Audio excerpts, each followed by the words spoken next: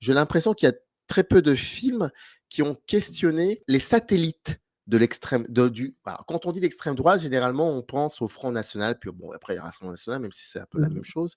Toi, tu t'intéresses à autre chose et cette autre chose n'est pas forcément si minoritaire que ça et c'est là où le film, je pense, est véritablement dans le rôle du sismographe Mmh. c'est bien de s'intéresser à ça aussi et dire ce qu'il en découle de tout ça. Et l'identitarisme, en gros, pour être très rapide, c'est des personnes qui considèrent qu'il y a une civilisation blanche en Europe, qui basent leur politique là-dessus, et ils sont beaucoup plus frontaux dans leur manière d'aborder leurs idées. Ils les disent d'une façon beaucoup moins, avec moins de pincettes, quoi.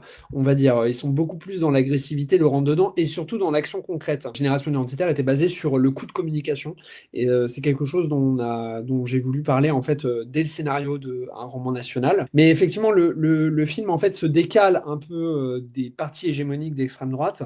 Ce qu'on voit aujourd'hui, c'est qu'il y a des groupes qui se multiplient et des sous-groupes de l'extrême droite qui commencent à arriver sur le devant de la scène. En fait, l'extrême droite, c'est un système idéologique qui est extrêmement complet avec beaucoup de sous-groupes, de tendances, etc. C'est vraiment très intéressant à étudier.